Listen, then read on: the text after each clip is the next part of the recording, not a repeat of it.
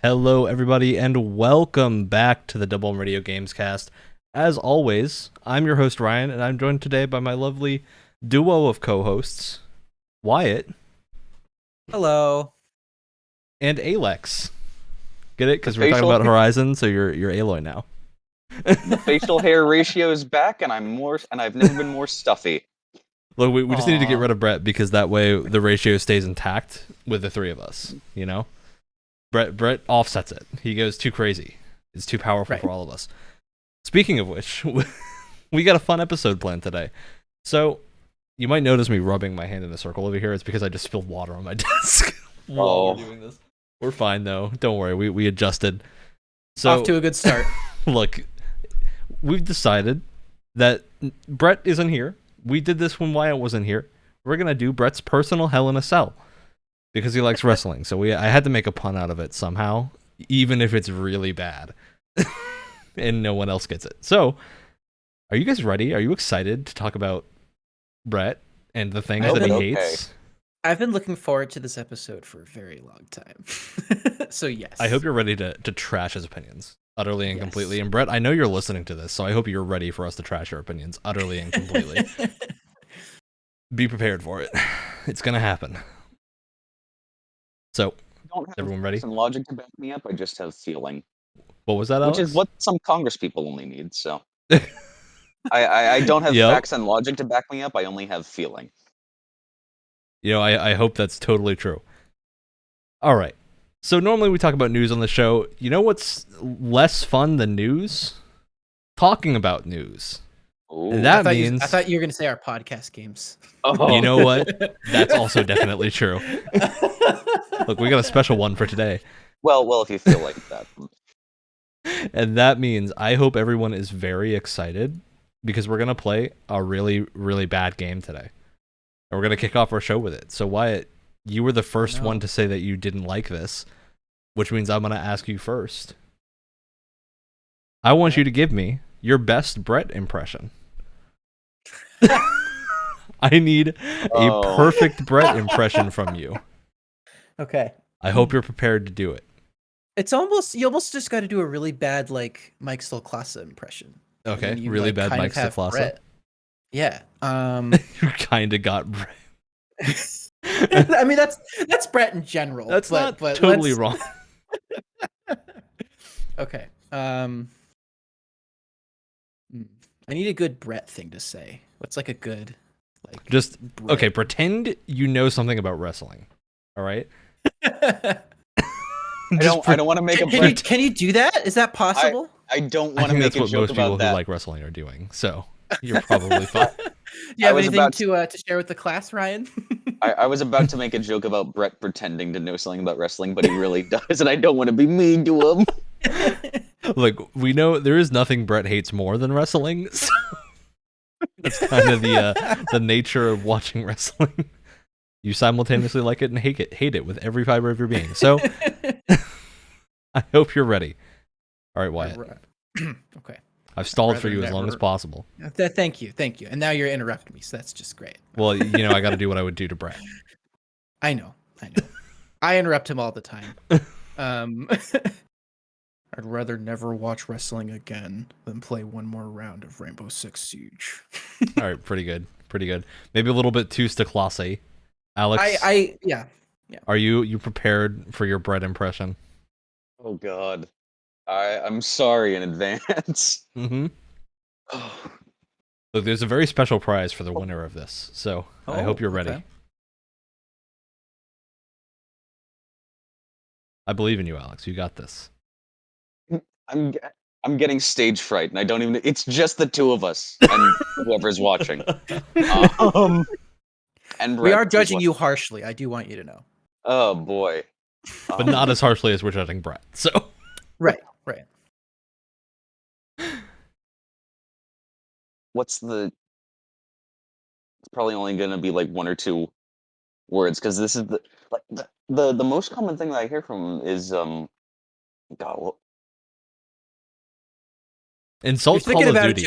Insult Call of Duty or something. That'll be good. Alex, you're thinking about it way too hard. You just gotta go for it. I can't. I'm in analysis paralysis. I'm stuck in here. Um, I'm glad this is what's caused the most chaos on the show. Not as much chaos as last week's game. Last week's game was a disaster. This is literally worse than me having to do that upcoming 4-minute speech if I lose.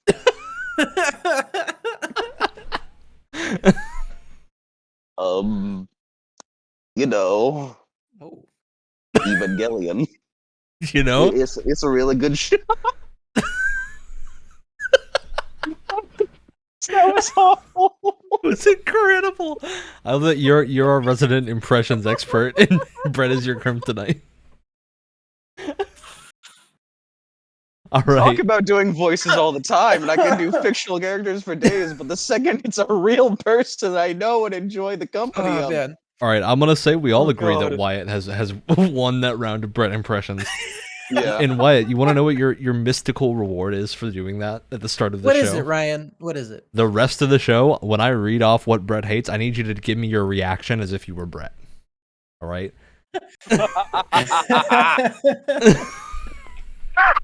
And we're gonna. Yes. So Someone for has people to do it while he's gone. listening and watching, Brett has given us a whole list of everything that he hates most in the world. Okay? A whole list of everything he hates most in the world. And so we're going to go through this list item by item and dismantle his opinions and prove that they are either horrible or maybe pretty good. So I hope you two are ready, because we're going to kick it off right in the order that he put it in. I'll move him around later on to talk about leave some of the most controversial ones for last. We're going to start it off with games that have fall at the end of their title. Titanfall, according to Brett, is the only exception to this lazy trend. What a weird thing to start with. What a weird specific thing that's like the first one that comes to mind. I love that. What if fall is in the beginning of the title, like Fall Guys? Well, he hits Fall Guys. So Fall that's Guys not a is very two good separate example. words. Fall Guys is two separate words. I think he means the one word. You got your Greed Fall, your Titan Fall, your Cryo Fall. If you slap Fall and you attach fall. it, if you slap Fall at the end of a word, it just like comes across as very like thematic and like very dramatic, kind of intense. But I mean, when you see a lot of games that have that, it does kind of tend to lose its oomph a little bit. So he'll hate the James Bond tie-in Skyfall game then, if that's a thing. Yeah, definitely. Yeah. Skyfall that was on that list. That was a thing. I wouldn't blame him for that, because tie-in games are usually not good. Yeah. I mean, I think Brett would hate those too. Although it's not on the list, so we can't talk about it. I've talked about it before. I have a very strong hatred of games with one-word titles. So I want to know, where do you guys think this hatred of Brett's originated? Because I don't know. I'm of the opinion it doesn't really matter. I don't think this is not the type of title that gets me on the edge of my seat. But what do you think caused it for Brett? What is Brett's breaking point for when his patience with games with Fall in the title ran to zero? He really doesn't like Fall Guys, and that's somewhat recent. He likes Fall Guys about as much as I do, which is to say that we both hate it with a passion. So I don't know if that was the game, I would not be surprised, and I would completely understand, because that game sucks and I hate it. I mean, there seem to be a lot of them, and I say this starting off strong, not being able to back it up. I just feel like there are a lot of games with fall at the end of them. Yeah, I mean, and like I said, it's like you slap it at the end of a word, and it just sounds very dramatic in and of itself. Yeah. What's the artificial drama? Just oversaturated market of them. You feel like there's too many that fall at the end has just lost its meaning. Whereas, like in Greedfall, you were talking about this earlier, it has legitimate ties to what the game is about. With your liking it to landfall and things like that. Well, because I think Greedfall to me has some modicum of clever point. Yeah. Not even I'm not going to give it credit and call it clever. I'm going to say the title is somewhat evokes the image of what the game is trying to be about, right? Where then I look at something like, I think to me the biggest example that I think does it horribly is Godfall. Because Godfall just means nothing. It just means nothing, right? You can say, oh, you're killing a god in the video game. I don't know if that's true or not, because I haven't played it, but maybe. Do you know how many games where you kill gods? That's what I was going to say. Many games, all of them. Imagine how many games could be called Godfall. I can't even count how many gods I have killed in Final Fantasy XIV. It's been so many. So it's kind of like a looter shooter or like looter slasher kind of thing. Just think of how many looter shooters where like you fight gods, right? How many gods have we killed in Destiny at this point, Alex? A lot, right? Exactly. Quite a number. Well, let's see. Oh god, off the top of my head, I'd say 7. See? 5 to 7. It's happened. So yeah, I don't know. I to some degree agree with Brett here that slapping fall on the end of a name is lazy. Maybe if you are using, a game where it can make some modicum of sense. I don't know. Most of them. I mean, Titanfall is probably like the best example of how to use. Well, because Titanfall is like a thing in the game, right? Yeah, that's where I'm always okay with titles. Is if it's like a literal thing in the game, like prepare for Titanfall. Guess what? Yeah. We've prepped for Titanfall. There's a Titan, and it's gonna fall. It is gonna fall. Yeah, 100%. Hallelujah! It's raining. Hopefully, it falls on other pilots. But the one that gets me more, and I think Brett would agree with me that this gets him too. It's games that put souls at the end of the name, just as like a second word, right? And I don't mean Dark Souls. I mean there's games like Eldest Souls, Titan Souls. There's like Death Souls or something. There's so many games that put souls at the end of their name, and it just means nothing. That is straight going for the Dark Souls audience, even if it's just complete deception or a bad copy. Well, the old joke used to be, oh, you slap the Reckoning at the end of a video game to make it a video game title, but that's not even the most overused one. I thought that was for sequels. I mean, video games, whatever. Like that used to be the long running like joke, but I don't even think.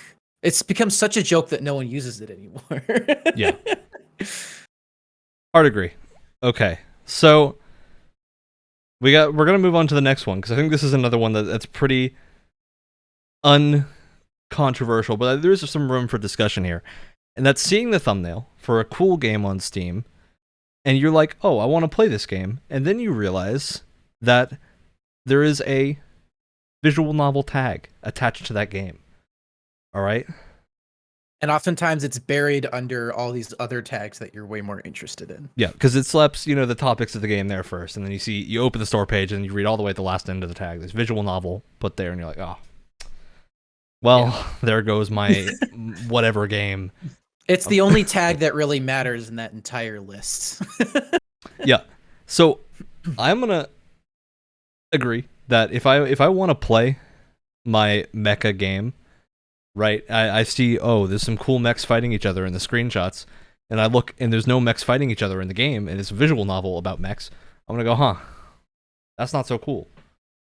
I'm not a big fan of that. But you know what? There is, I think that the thing that I would disagree with here is Brett labeling all visual novels as bad. I don't know if that's what he's doing, and I doubt it.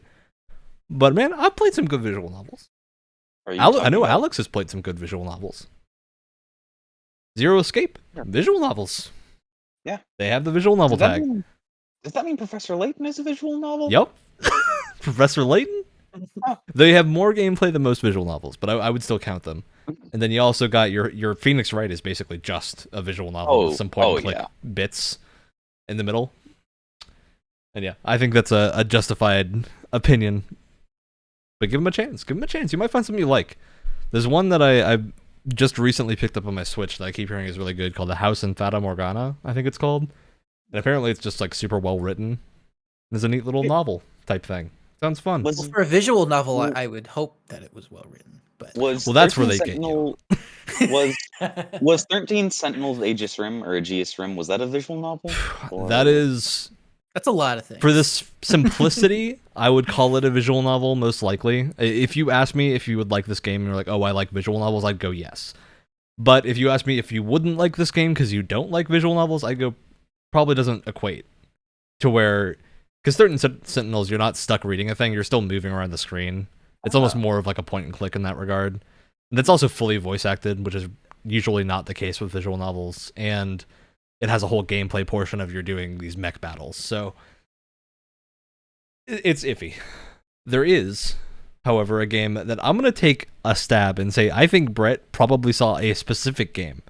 I think he was looking through Steam and saw a little-known game called Baldur's Sky on Steam. Now, Baldur's Sky is a visual novel. It's a visual novel, but it also has the mech tags and a whole bunch of stuff in it. The important thing, this game's not just a visual novel. It's also got like an entire 2D beat 'em up with mechs in it. It's just wild. Beat 'em up. So basically, if it wasn't a visual novel, it would be Brett's favorite game. You know, I think Brett would still really like it if he played it to a point, because I thought I would really like this game when I played it, and I liked it for like a few hours, and then you get to the stuff that's like, oh, this is from like 2005, and it maybe isn't translated the best, and there's some weird things of like you're supposed to beat the game like 6 times in a row, but you still have to do like the same thing for a ton of time, and it's just like, I stopped caring. It's kind of like if Nier did the thing that Nier does, where you have to do multiple playthroughs, except there's so few differences, and it forces you to play through the non-different parts for super long again. It's like, I don't have the energy for that.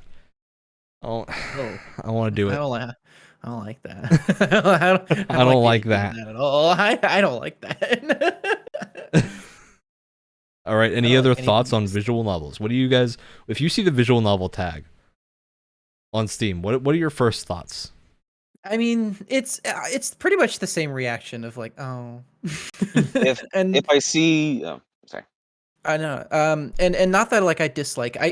To be honest, if I'm gonna play a visual novel, I don't want to play it on PC, and that's like the main reason I get kind of like sad, is because I would love to play a visual novel. Like, to be honest with you, I would love to play a visual novel on my phone. I feel like there's actually a handful of really good ones on phone. Yeah, no, I mean, a couple of examples, like 80 Days is really excellent. It's like this really interesting like gamified adaptation of Around the World in 80 Days. Yeah. It's super interesting. Has some like branching storylines and like relationships and stuff like that, like romance stuff you can do, which is really interesting. Device 6 is another really interesting one because it starts off as regular text, but then the way it like formats its text kind of tells the story. So like if you're going downstairs, the text kind of like looks like stairs, and it kind of goes around and does all this. It's a little bit more visual. Sometimes, like sometimes you have to swipe back to a previous section once you have a key. So you have to swipe back. Yeah, to Florence is another good example where Florence does some gesture stuff. Go ahead. Or the mobile ports of the Professor Layton series, the original. There you go. That's a good one. There's a really well done game called Ghost Trick that is a port of an old. Yeah. I think it might be by the same devs of maybe Professor Layton or something else. I think it's by a familiar team that I can't remember what else they've done, but I know it's either like Phoenix Wright or Professor Layton or something like that.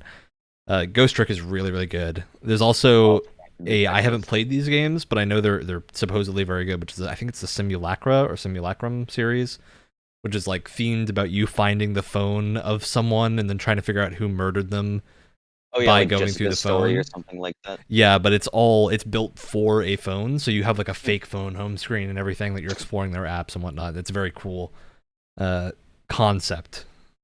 Yeah, I think this well executed visual novels, but they're usually not just visual novels. They got something else going on the back end. All right, we have another thing that Brett has put on this list, and I want to throw it out to you guys to guess what the meaning of this is. It just says squash.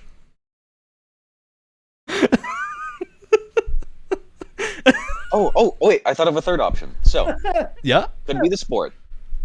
Yep. Could be the food. Mm-hmm. Could be the onomatopoeia. Could be. I'm not a fan of the onomatopoeia, so I'm also not a fan of the food. To be honest, there are so many better onomatopoeia to portray that. Like my new favorite non-word, squimpsh. I'm sorry, what? What did you just say? That was a word. I said squimpsh. I'm not a fan of that. Whatever that is, I don't like say it. that again, but now I'm asking you to never say that again. Unless when Brett is here. If you say it when Brett's here so we can get his reaction. I know he's going to remember it from this episode that he's listening to right now, but it's horrible. All right. We know you're out there. We know you're listening. So I'm going to go through Brett's wrestling opinions real quick because I don't think we're going to do a wrestling show very soon. It's coming out sometime in the next 3 weeks. Expect that to happen. So while you're talking about wrestling, I'm going to go just take a nap, and just kind of, I have nothing to add. Well, you might learn something here, Wyatt. Squash can also refer to a special type of wrestling match. And it can also, Brett talks about fighting game community at some point in this, and it can be, I've heard it used maybe once to refer to a fighting game match where you get squashed by an opponent, It's where you never look good in this match, you're just getting crushed. I don't think he means the wrestling match, because I think he would have said squash matches and not just squash. But I'm throwing it out there, that's an option. He then talks about QT Marshall in the factory, okay? So anyone here who has seen some All Elite Wrestling, QT Marshall in the factory is a group of jobbers, and jobbers just exist to get their trash kicked in. Now, Brett says he doesn't like it because QT was like, oh, I'm going to get better. I'm going to become not a jobber and be like a good dude. Except then he collected a bunch of jobbers, and now they just continue jobbing, but in a group.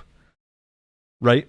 So imagine this is just you've completely lost me. So what? Imagine you've got this group of superheroes. Ryan, I do not want to just keep going. This is for the sake of the listener. So this group of superheroes, that's street level superheroes, get together and they go fight the big bad, and then they die in 2 seconds. Right? That's a squash. And they are jobbers. So that's what's happening here. Brett doesn't like it, especially in the case of QT Marshall. I don't know. I'm indifferent. Anyone have opinions on the name QT Marshall? Is he attractive? No. Is he a cutie? No, not at all. I'm sorry, QT Marshall, but I'm not going to give you that. False advertising, then. Bad. All right, great. Oh, you. You know me. Now, wrestling does have one thing. That is real people. And you know who else is a real person on Brett's list of things that he hates? The Keelster, Jeff Keighley himself. So, this is the first time I've ever seen his name spelled.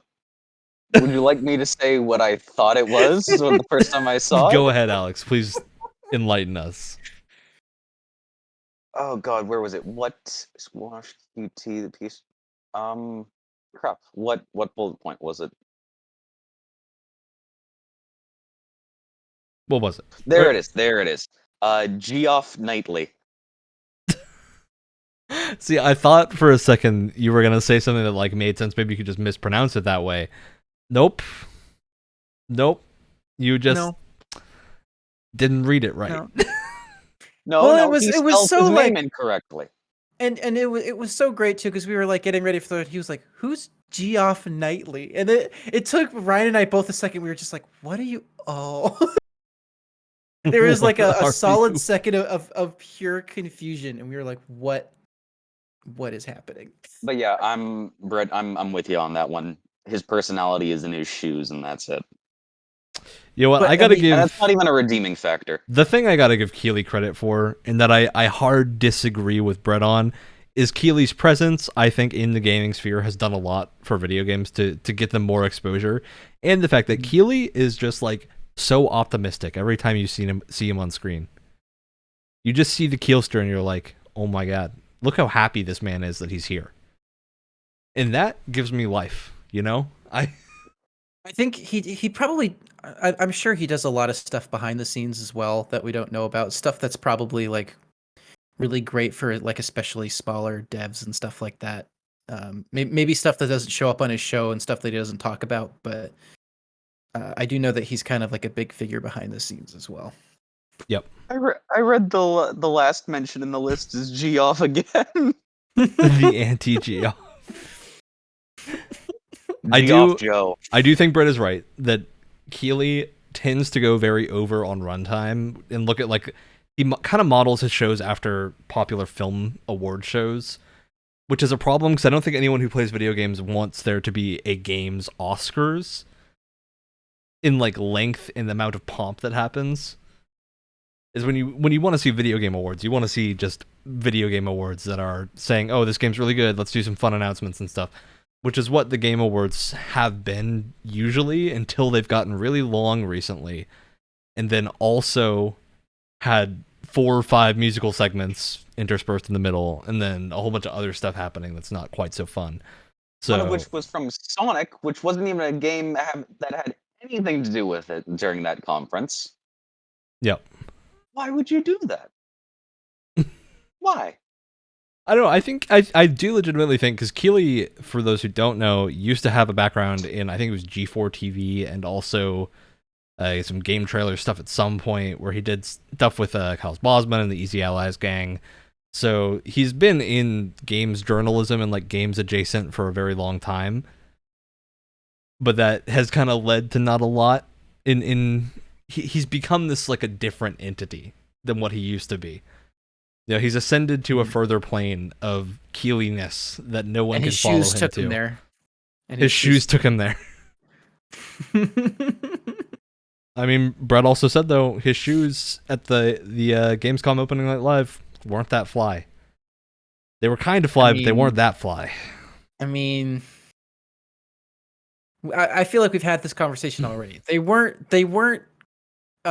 quite as amazing for Jeff Keighley's standards. For everyone else's standards, we're all trailing. It's still pretty good, but you know, they got to make up for like an hour of wasted time. When you're someone like Jeff or Geoff, depending on who you are, when you're someone like Jeff who has set the bar so high, it's so difficult for you to have to just match that and surpass it every single time. No, see, here's why I think people keep on talking about his shoes. Because they're just normal shoes, aren't they? They're not custom tailor-made for him. We don't know that. Yeah, we have no way to prove that. To me, the way they look seems that they're custom made. You know what I'm saying? Like they are incredible. To me, from the first time that I saw him through the most recent, and this is still the opinion that I hold, he is such a bland, unremarkable person that people have to gravitate to his shoes for personality. Wow. Bland and unremarkable are not words I expected to be thrown at Jeff Keighley. You mean Geoff Knight? Well, hey, tomato.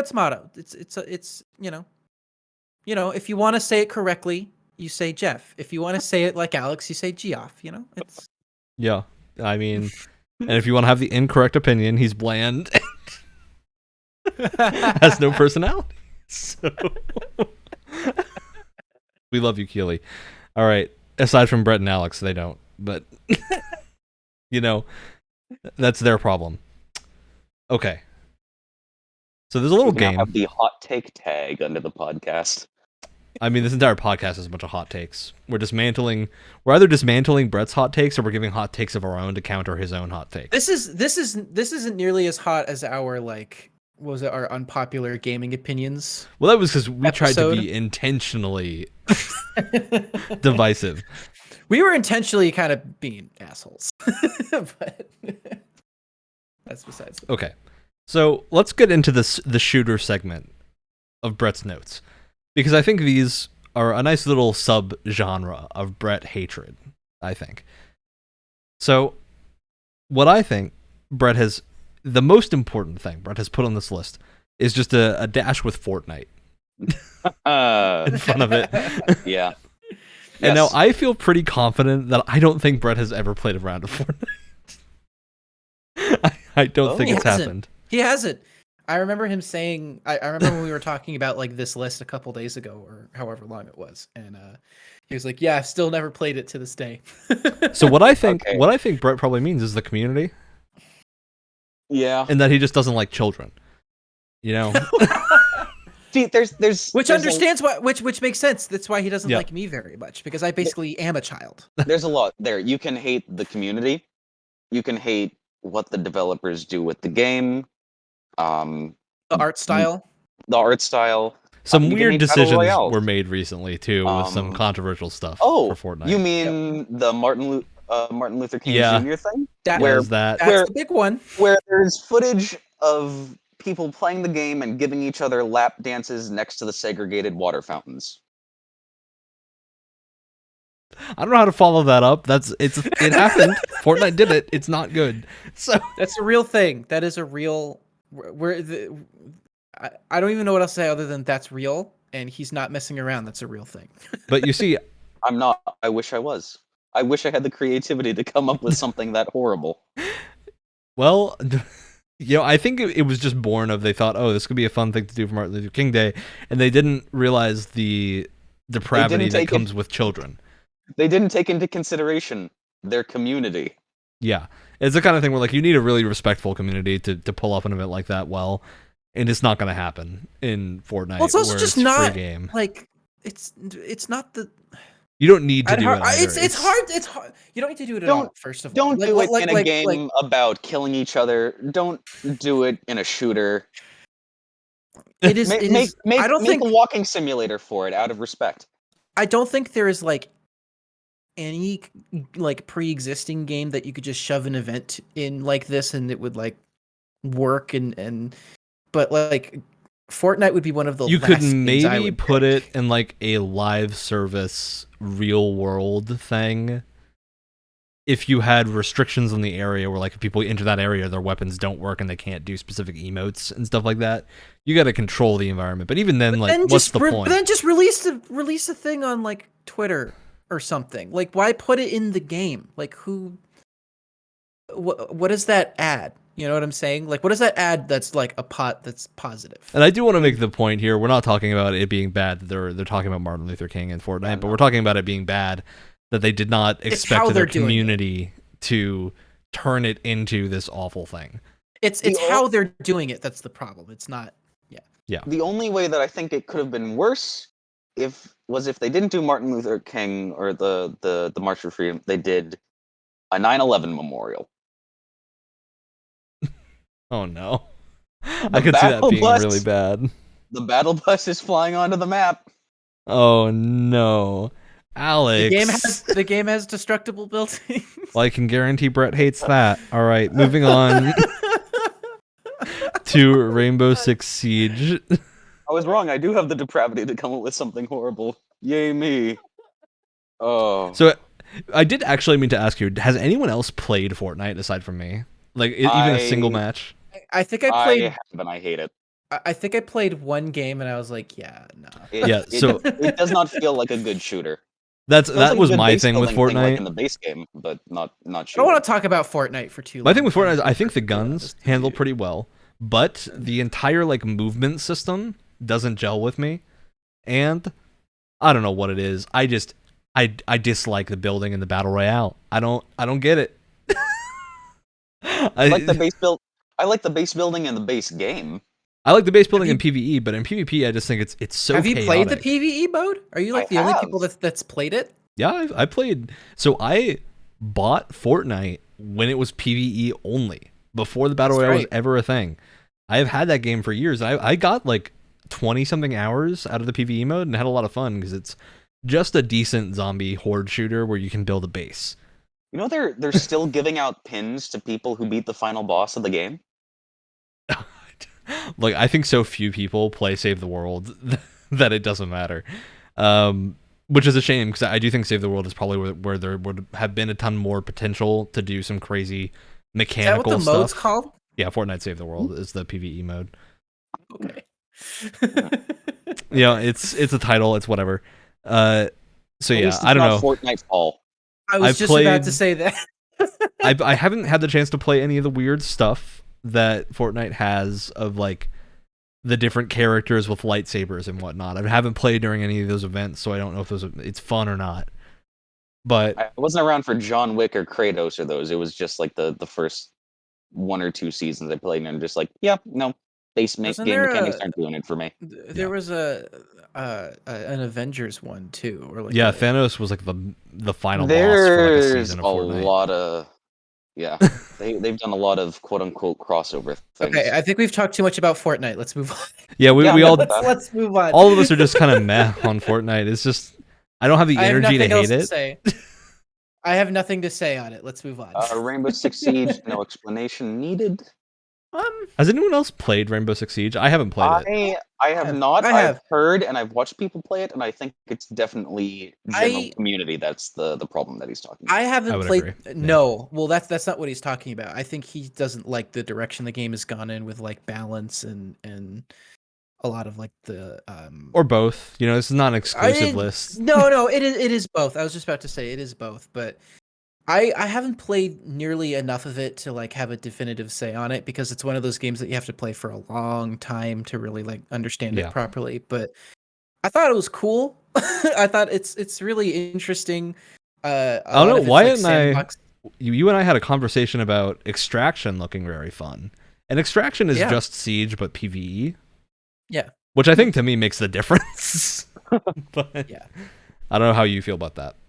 Yeah, no, Brett said that Extraction looks bad, didn't he? Or was that? I think else? Brett was just like didn't care. Okay. He just it doesn't have the Rainbow interest Six in it. Siege as part of it, so he just didn't care. But no, I mean I haven't played it recently, as in like a couple of years, and I haven't played it enough to really definitively. But I liked what I played. I thought it was really interesting. I was really bad, but again, it's one of those games you have to play for a long time to really like wrap your head around it. I did play through the tutorial and stuff, and just kind of realized very quickly that this is not the type of shooter I tend to enjoy playing, and just kind of pieced out of it. I just didn't have the time for it to like really hook me. So I was like, it does feel like if you play Siege, that's your game. It's like League of Legends, where if you play League of Legends or you play Rainbow Six Siege, that is your game. Which are the kind of games that I tend to not gravitate towards because I hate feeling locked in. Yeah. And that I can't play anything else. Especially because with those games, I don't know if Siege has like timed events. I would assume it does. I love feeling locked in. That's why I play escape room games. Yep, that's why I play Zero Escape. So yeah, I don't know. I think none of us have the authority to disagree with Brett because he's definitely played the most Rainbow Six Siege out of any of us. Mm-hmm. But hey, it got him to play it for a while. So must have been doing something right. Yeah. All right. Are we ready for the Halo talk? Okay, so we are skipping ahead to that one. We're staying in the shooter realm. We'll go back to the other stuff afterwards, but I want to stay in the shooter realm for a little while. I don't want to call it excuses, but I have reasoning against that for once instead of just feeling. Well, let's say specifically what it is about Halo before we before we get into the Halo argument here is not against Halo itself, because we all know Brett enjoys some Halo, as do all of us. But the John Halo. He says, how... let me just quote Brett here, because I think that's going to do the best job. I love Halo, but my god, how do people still not understand how to play? It's 20 years old. How are you still bad? Now, Wyatt, this is where you got to give me your Brett reaction. How disappointed would Brett feel at that statement? Oh, great, great. He makes that sound like 10 times an episode. I'm so sad that I couldn't get it more accurately. You do too. That's both a Brett and a you thing. Well, we're both kind of quoting Red Letter Media, but yeah. Now it's become your own. Yeah. Look, I think Brett just needs to realize that children exist. Yeah, it was once and again, they play video games. There is a new audience to the game. They're not going to grasp it immediately, especially if Halo is going to be their first shooter, which is for a lot of people. Yeah, the new audience with the Master Chief Collection, that's bringing it into. I don't want to say bringing it into relevance again because it was still pretty popular throughout, but it's reaching a wider audience. I think with anniversary releases, I feel like they usually do. Well, the whole point of a remastered collection like MCC is to introduce it to new people. So obviously there's going to be a lot of people that don't know the game that haven't been playing it for, and it's also Game Pass exists. So I think a lot of kids will have access to Game Pass and just play their games on that because like if you're a kid with Game Pass, you don't really, unless there's like a game you really want, Game Pass has got you covered. One of the big questions I have about this one is, what does he mean by bad? I think he means the people on his team who don't know how to play the game. I think that's what he means. Specifically, because we talk about this a lot, because we do play the game on a somewhat regular basis together. What he means specifically is that we're both more fans of like objective based modes than just straight up like TDM and stuff like that. But or Slayer, I guess it is in Halo. Sorry, I brought in Call of Duty slang, and I apologize. Well, but like we prefer objective modes, and the thing is that they're really hard to play when your team just doesn't give like objective modes are like that in every single shooter game there is, unless it only has objective modes. Like unless the game does not offer a TDM mode. No, in every game there is. If you need to capture point A, people will focus on killing instead of standing in that one place. People to this day will still a universal truth. People to this day will still not get on that payload in Overwatch. It's still not gonna happen. That's objective butter. Yep. But it's that, and it's me wondering, sorry, Brett, if he's not a little salty about other people's play styles and him. Look, I do also want to throw shade at Brett here and say that Brett was adamant, like very adamant to us, that Halo did not have auto aim on controllers. So, yep. Take Brett's shooter opinions with a grain of salt, because Halo very much does have auto aim on controllers, even on PC. Well, that was the craziest part, is that maybe he just didn't know it was on PC because it's a PC port, whatever. But like the fact that he didn't think it was part of the original games too, it's like a huge reason. It had to be a part of the original games. Yeah, a huge reason. A huge reason people still use Halo's control scheme to this day is because they used a healthy amount of like sticky aim and like bullet. I can't remember the terms off the top of my head, but it's like bullet variation and like aim assist and all these like different things to help you aim because all you're using is your thumb. Like that's what made the control scheme. It wasn't just the layout that was like revolutionary at the time. It was the way all these different methods were being used. Yeah. So the fact that he just doesn't know that those exist even in like the console games, I would almost give him a pass for the PC version because maybe he just assumed that they didn't have it. Well, you see what blows my mind, Wyatt, is he took his controller and then tried using his mouse and then went back to controller and said he didn't feel it. I know. I don't know. Look, it doesn't make any sense. If ever there was a legitimately bad take in this entire list, that's it. It's not even on the list, but we had to add it because that's how bad of a take it is. Well, look, he's calling other people Halo scrubs and he doesn't even understand Halo. I mean, that's true. And look, I do got to throw the legitimate argument here that this is like a thing that multiplayer games want, is for there to be bad players. Because when there are bad players in games, even with skill-based matchmaking and whatnot, it allows other players to feel really good about themselves, and then it shunts those bad players out of their matchmaking bracket into where they feel less bad. But it allows you to feel better than you might actually be at the game. Because maybe you're just playing against someone who's only played one round. Yeah. It's not the kind of thing where like, because I would understand this argument if it was Titanfall, for example, because there was a moment in time before Titanfall really blew up on like Steam and stuff, where it was just the people who had been playing since the first game, and they know like the maps like the back of their hand, and like they know exactly what to do at every single moment, and they're like pro player experts, right? Yeah. With Titanfall, that makes much more sense because it didn't do nearly as well. So those are the people that stuck around. But Halo, especially MCC, it's like there's so many new people that it's a little silly. It's not a great take. It's not. We understand where he's coming from, but at the same time, you just kind of got to accept when you're playing a multiplayer game, you're gonna have bad teammates. And just think of it this way: your team only has the number of players on the team minus you that can be bad. So that is always one less chance for there to be a bad player on that team than the enemy team who doesn't have you. And if you're bad more consistently, if your team is losing more consistently, you're probably the bad player. Oh, wow. Look, Brett is better than me at Halo, so I'm glad that tracks for me. Quick Destiny aside, I am still on a... God, what is it now? 37 game losing streak in Gambit? Alex. Oh my god. Oh no. I hate that game mode with a fiery passion. Also, is Destiny mentioned anywhere on this list? I don't think it deserves a spot. We've talked about Destiny a lot. We've kind of gone through the Destiny gambit of things we like and dislike about that game. We could make like a half an hour montage of pulling clips from every single episode.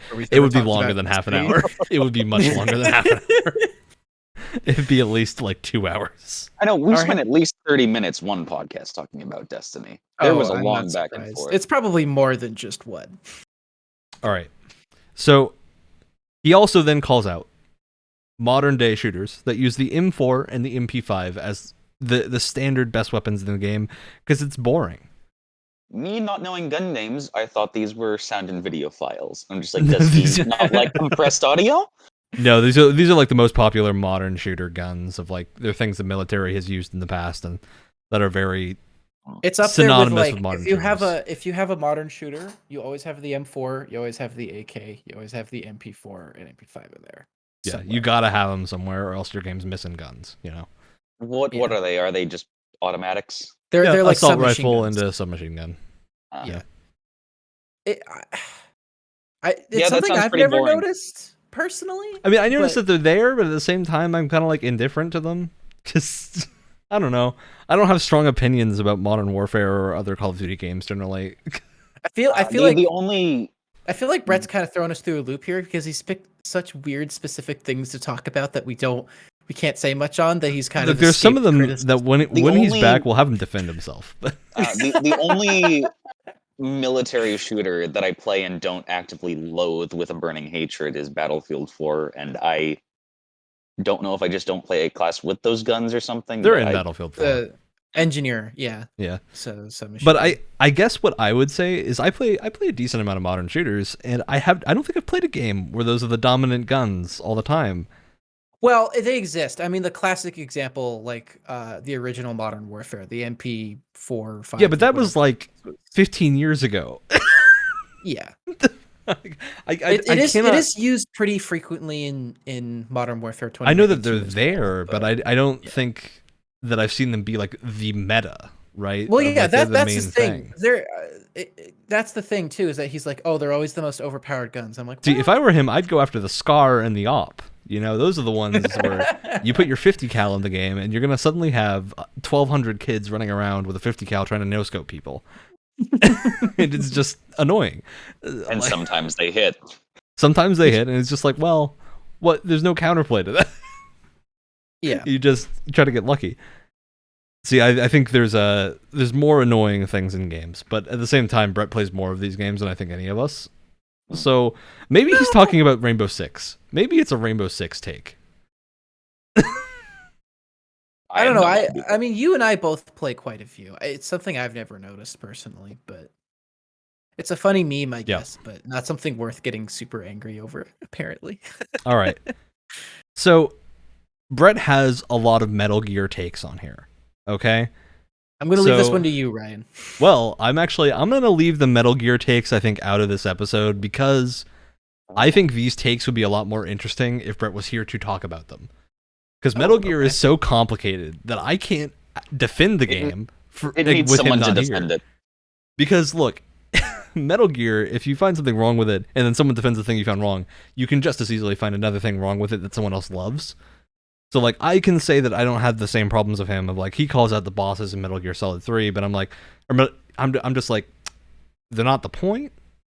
Like, they add things by being there, and sure, they're maybe not as fleshed out as they could be, but this was a PS2 game, right? And these bosses have all this lore and stuff in the backlogs, and they're fun fights and all that. They were very subversive for their genre. Yeah, and he's correct that they don't have a ton going on past that. Yeah. But at the same time, like, they're not meant to. It's the kind of thing where, like, I don't think Kojima ever wanted them to be more than that. So I don't think it's a problem with the game. I think he's looking at the wrong parts of it. However, Ryan, you can't claim to know what Kojima's thinking at any given second. No, I can't. That man is an enigma wrapped in a riddle. They feel fun and gimmicky, but it's really only good for one playthrough. I mean, I think Metal Gear Solid 3 in particular has some boss fights that are still good the second or third time through because they're all very unique. I think the only one that is The only ones that don't have that are Psycho Mantis in the first game is like a one and done gimmick, right? Yeah. Of the whole you got to plug your controller into a different port thing. Like that's a one and done. Given gimmick. how old that game is, it's at the same time that's such a cool moment, right? Yeah. Like it's still, even in modern day, there are not things that do that, right? Like I don't think I've had to do that in a game since Metal Gear when I played that. So this is something a little bit later on his list, but the only example that I can think of that is having to turn your DS upside down to evolve a certain Pokemon. Yep. Yeah. DS there's did a lot of that stuff, but yeah.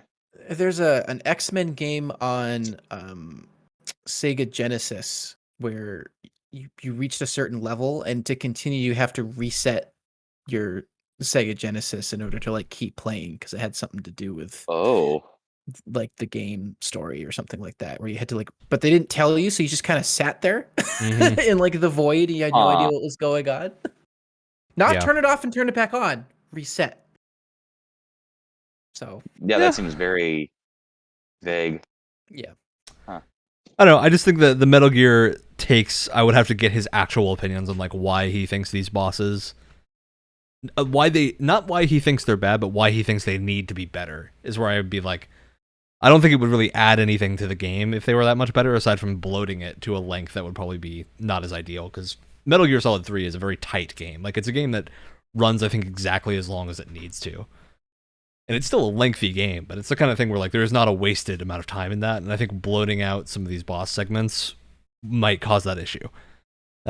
However, if you were to have that take on Metal Gear Solid 4 and 2, as he does mention 2 here, I'd probably agree with him. There's some weird bosses in 2. But yeah, I think 2 is... Metal Gear Solid 2 makes so little sense to explain to anyone that hasn't played it that I don't think that's going to be a good conversation. It's not possible. It's just like, I can go like, We can't get content out of that. I'll just say for Metal Gear Solid 2 that I pretty hard disagree on his dislike of the game. Not for any specific reason, but more because, I don't know, I enjoy Raiden as a protagonist. I think he's a fun twist. And I think that game has some really cool environments, some fun levels. I didn't have the same issues with the boss fights that he had of them not feeling intuitive. Because I grew up playing that type of game, that I was a little bit more accustomed to the weird stuff you got to do in some of those fights. But I can see why it would feel unintuitive. It's just the kind of thing where I'm like, I don't know. I can't really defend them adequately without him there. But you know what I can defend adequately without Brett here? In fact, I would prefer if he's not here to comment, because I think they'd all be bad takes, is fighting games. Now, Brett. There we go. Brett. Look, you say here, the fighting game community, you call it worse than Call of Duty. You have insulted my people. I think what comes to mind when you say that first are all of the happenings and the goings on and the things with the Smash community. Look, this is legitimately what this feeling gives me. That has scarred fighting games for me as well, because that's what comes to mind first. So when I see this, I think of Smash. Now, for people that don't play fighting games, there are a lot of subsets of the fighting game community. Fighting game players... There are fighting game people who think that Smash isn't a real fighting game, which I don't know. Look, I don't care. I don't have any weight in the Smash arguments. I think Smash is a very technical game that does require a lot of skill to be good at. If you are playing on very specific settings and like disable all the items and all the things that can make the game fun on a casual level, I'm just like, yeah, if you take out all that stuff, sure, the game is competitive, but at the same time, it's not how the game is really meant to be played.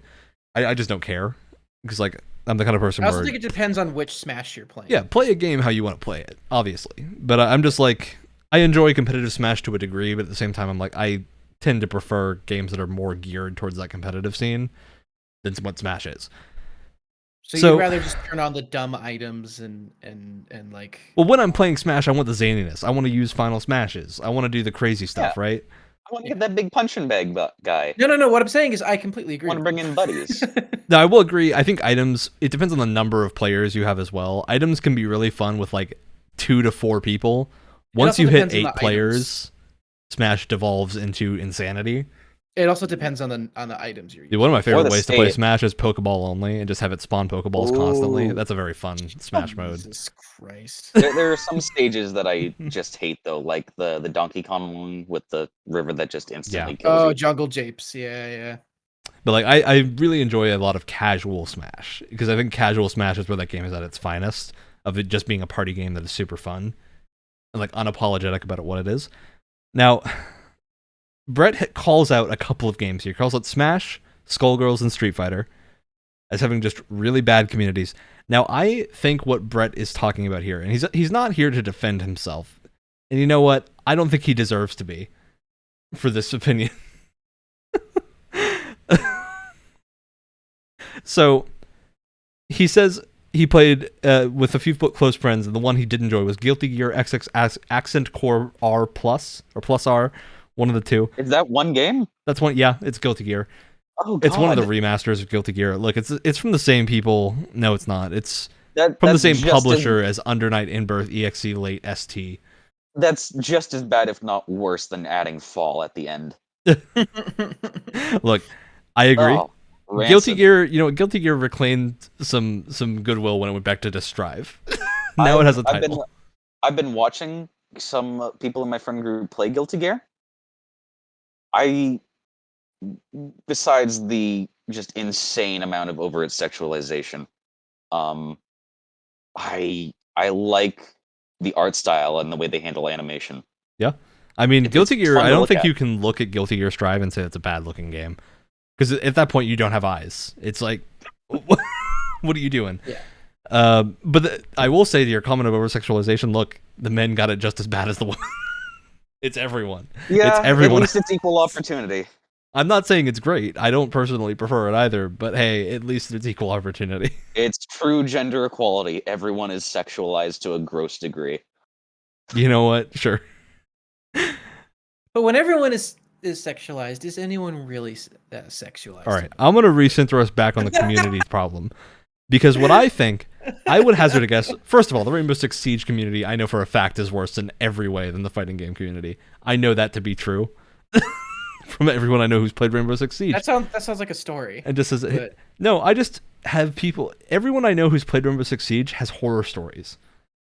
Everyone, and like that's rare. Like well, have you seen the? God, I love watching these. But have you seen those video clips of speed run to get called a racial slur in this shooter and that shooter? Yep, stuff like that. And they're all like under 3 seconds.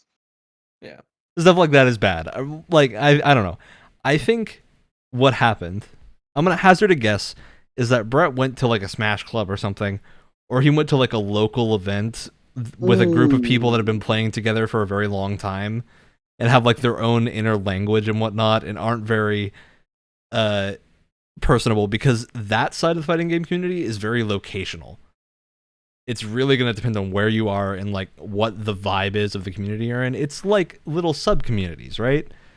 To where a fighting game group of players that grew up playing in the arcades in like Vermont is going to be very different from a fighting game group that was playing games in like Massachusetts, just because they're separated from each other, right? There's not a lot of communication going on. And one below the Mason-Dixon line. Yeah. So I think Brett would call out some specific high-profile stuff with the fighting game community. Look, I wrote a whole paper about this. There's been specific instances of like harassment and whatnot in the fighting game community.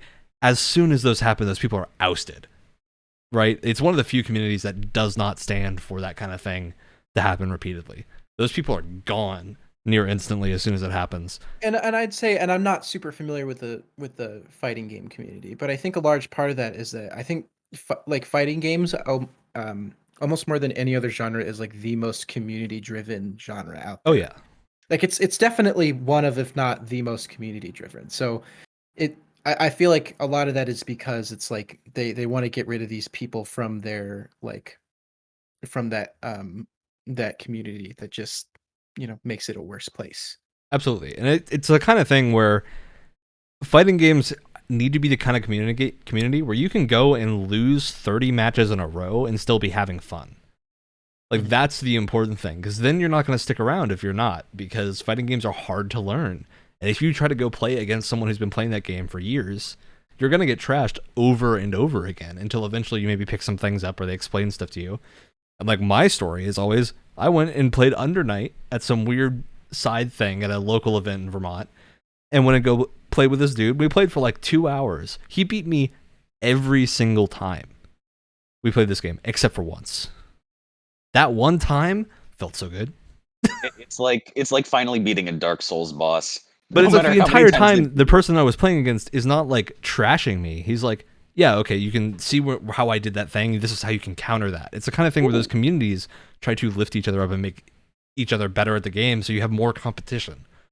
Because that's what the fighting game community is about. It's about competing, right? And they want everyone to be competing on a fair level. So there's some super fun stuff of people trying to raise that competition floor. It also heavily depends on the game. So there are some games that are known to be worse at this, namely Smash. Smash is the community that tends to have all the controversy and the bits where people are not being super nice to each other and a lot of trash talk being thrown around. That's pretty common. And there's a lot of trash talk at like fighting game events. Now, Brett, I know you watch wrestling. I know you understand how trash talk works in wrestling. That's how it works in the fighting game community. These people don't actually hate each other. They're throwing trash talk to make it more entertaining to watch if you're on the sidelines.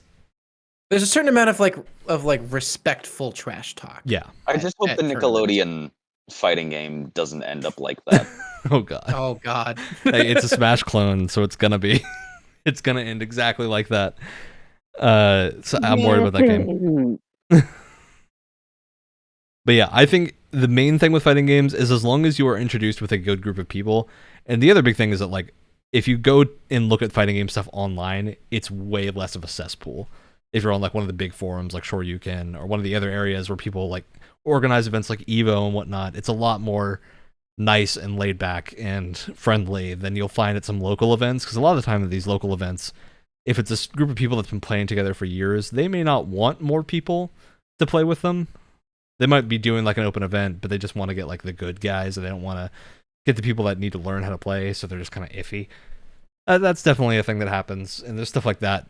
But at the same time, that happens in any hobby and anything that you try to do. If you're getting a bad group of people, it's all about the people.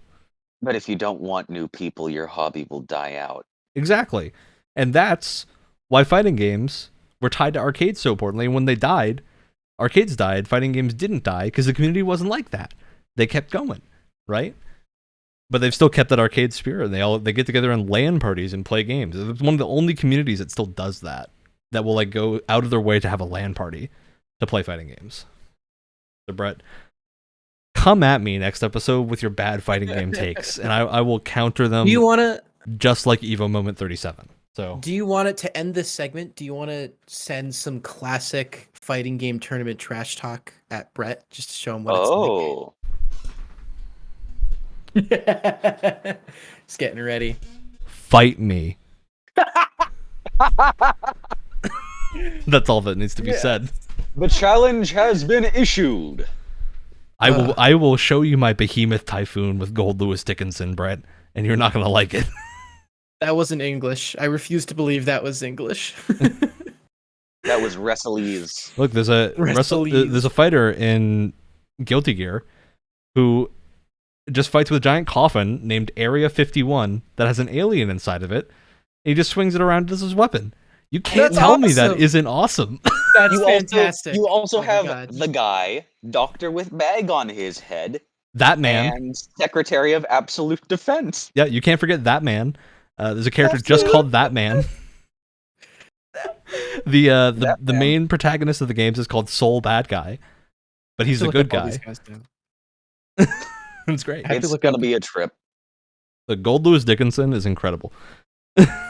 So, I don't know, Brett. I think what you need to do, just calm down and play some Guilty Gear Strive or some Soul Calibur or something. You know, play one of the games with more friendly communities because it is still very game based.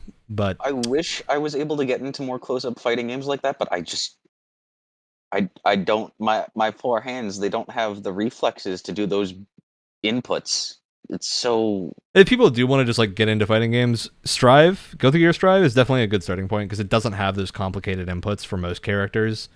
You can play that game pretty well just knowing how to do a quarter circle. What even is that? I'm assuming Alex, it's on a quarter circle. All right, I got this PS5 controller. Let me show you what a quarter circle is. Wow, that's some flexing right there. That's a quarter circle. You just go like that. Quarter circle. Yeah, actually, the sensitivity is so awful that if you go like less than 1 degree off that, it'll think it's either an eighth circle or a full turn. Or Look, something. that was bad games. Oh, Good true. games don't do that. Good games like Guilty Gear have input detection that is much better than that. Where it'll try. See, Guilty Gear, if you do a quarter circle, you can also do like a full circle, and it'll still recognize, not a full circle, but like a 3/4 circle. As long as you don't like fully reconnect it, it'll still assume you're trying to do the quarter circle. So it knows what you're doing. It's got much better prediction. All right, moving on. Also, I just don't like PvP things, so fighting games wouldn't be my thing. Well, see, that's what you would think, right? But I'm like the least PvP person on this podcast oftentimes. I don't play PvP games ever, really. And the reason I play fighting games is because it's relaxing. I don't know why. Maybe my mind's just broken, and I find fighting games more relaxing I would than. not find that relaxing in the slightest bit. Well, because for some reason, when I play fighting, one game of Smash, I played one game of Smash with my friends, and I'm like minus sweaty. Smash. Smash is out of that. Smash does not count. The stress of having someone fly at you and in less than a millisecond trap you in a combo that you can't get out of. All the meanwhile you're trying to do a whatever the quarter circle B left trigger sideways input type thing to.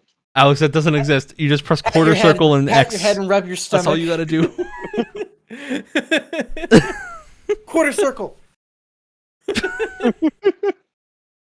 Look, at least we don't have pretzel motions anymore. That's all that matters. That was a thing. Pretzel motions. All right, a pretzel motion. If I can even do this, I could never do them. You have to go like around and then back up and then like back down. They're horrible. I don't know who thought they were a good idea. In their right mind thought that was even a viable thing to do for Street Fighter. Street Fighter did it for like a few years and then they stopped. There's no more pretzel motions. Screw you, Street Fighter. That's disgusting. Pretzel motions are the worst thing in a video game. All right. Moving on. I'm going to bring us down to earth and calm down, just like how I calm down when I play fighting games. And we're going to read a completely uncontroversial opinion. If you're someone who thinks Dark Souls 2 is a bad game, you belong on this list. See, where is that? That's Dark Souls 2 is generally considered the least popular of the Souls games, although I don't think most people who've played it would say it's a bad game by any measure. Why is it considered bad? It's not considered bad. It's just like who hasn't played it. It's the least best because it's the one that had the least well put together level design of like the interconnected world. It didn't feel as interconnected. And from a development perspective, it was kind of a mess as well because they were planning to do. I remember watching a video about it. I think the only major thing was that like the director shifted once, and it wasn't fully Miyazaki's thing. The thing is that they wanted to do a full-on like open world thing with like a lot more complicated like open and then the hardware couldn't do that, I think, was the big thing. And so they had to like chop things up, which is why the level design was the way that it was, is because they had to take this open world that they were planning and then chop it up. Because the world is much bigger than like Dark Souls 1, and I maybe it's even bigger than Dark Souls 3, I don't know for certain, but it's a big map. It just doesn't feel as smooth as the other games. It feels like an evolutionary misstep, I guess, in continuing. Yeah, it feels like they stepped sideways instead of upwards, right? I can get that. I can see how you'd be disappointed with seeing okay, it's going to be like the map design with this but better. And if that's what you're going into for a game, which I was for Dark Souls 1, I didn't go in there because I wanted to be crushed. I kind of do now. It's turned into a serious problem. It's a similar. I went into it for the map design and partially the redone graphics as well and the combat feel. Yeah. And like going back to, since Dark Souls 2 has not been revamped or given a graphical touch-up. So Dark Souls 2 got Scholar of the First Sin like a couple years after, 1 or 2 years after it released, which they like rebalanced the game, did a bunch of new enemies in different places, and that version I think is a lot better than the base version. Just because the rebalancing works really well, but I feel like this is a Jeff Keighley shoes situation.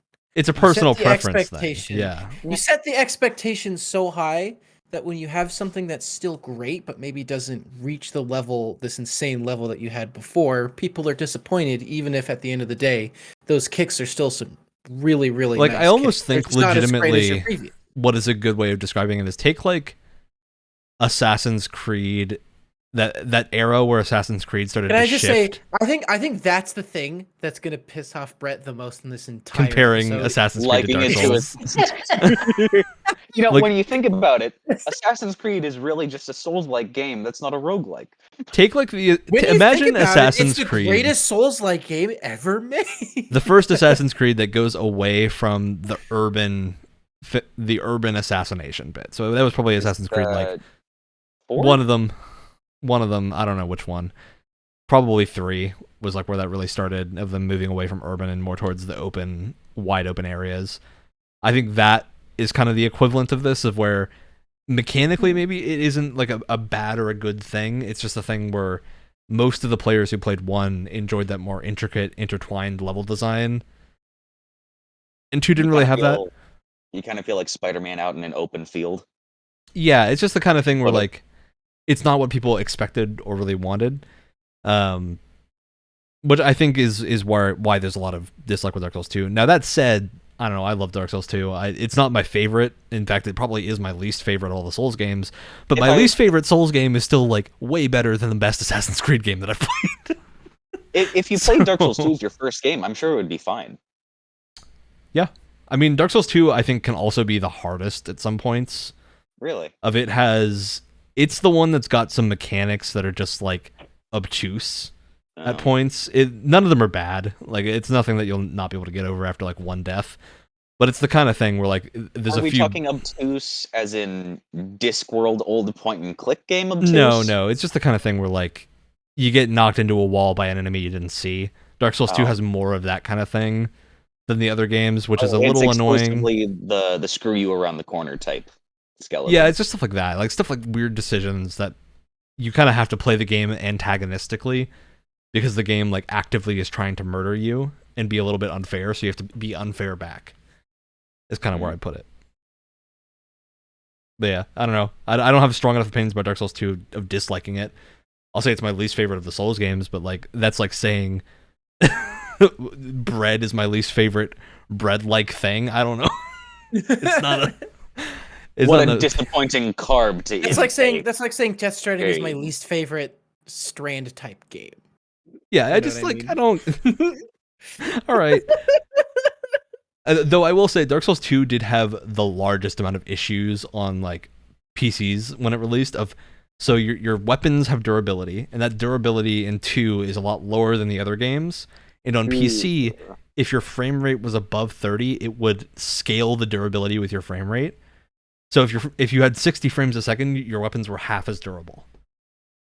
And because the durability in that game was already lower than the other games, that meant you commonly had to have like 3 or 4 weapons on hand at any time that you have to switch between, which made the builds feel less fun, because you can't like build to a weapon, you have to like build to a category, which is just less enjoyable. So that's like the biggest issue with it. Now, Brett also mentions another kind of Souls-like on here called Nioh 2. And he says, I tried Nioh 2 and it wasn't fun. Please tell me how to enjoy it. Brett, that is the most Brett sentence I've ever heard in my entire life. I'm going to tell you how to enjoy Nioh 2. I should have done that for my impression. I'm going to tell you how to enjoy Nioh 2, Brett. So Nioh 2 and Nioh 1 are... A lot of people compare them to Souls-like, and they do have that Souls-like thing. If you die, you have the like pseudo bonfires and whatnot, yada yada. It's got the Souls-like stuff. Don't think of it as a Souls-like. Think of it as an action game, because these are not Souls-likes where you're doing a thing. You gotta, when you're playing Nioh 2, the combos are what matter. You gotta stagger the enemy out of their thing. You gotta get greedy. Treat it like you're playing Devil May Cry, and you're gonna have a much better time. All right? You gotta trick the enemy into realizing that you're better than them. All right? That's how you enjoy Nioh 2. Plus the fact that Nioh 2 is like, if you like messing with builds and RPGs and whatnot, Nioh 2 is a perfect game. You have so many different weapon types that are all super cool, and you get 2 of them. You can have Tonvas that explode with blasts of cannon fire at the end. Ooh. It's incredible. They're my favorite weapons in the entire game. You just punch someone and they explode. It's great. I get chills thinking about it. And look, yeah, Neo 2 it's a different beast. Neo is a game you have to learn how to enjoy, but as soon as it clicks, it's one of those games that really clicks. And especially, like, Neo 2 has the same thing. So Bloodstained, Ritual of the Night, all the Castlevania type games. A lot of the newer ones have those things where you beat enemies and you sometimes get like their ability as a thing you can use. Neo 2 does this. You can kill an enemy and they'll drop a like soul core that you can equip, and then when you have your gauge, you can press that button, turn into them. You're immune to damage most of the time, and you can dodge things, and then you summon them and then they stagger the enemy. That's the trick to that game. You got to know how to use your anima gauge and like abuse it. You're meant to use those things frequently, and I got one that's like this monkey jumps in the air and then hurls a spear into the forehead of whoever you're fighting. It's incredibly fun. That game's just very satisfying.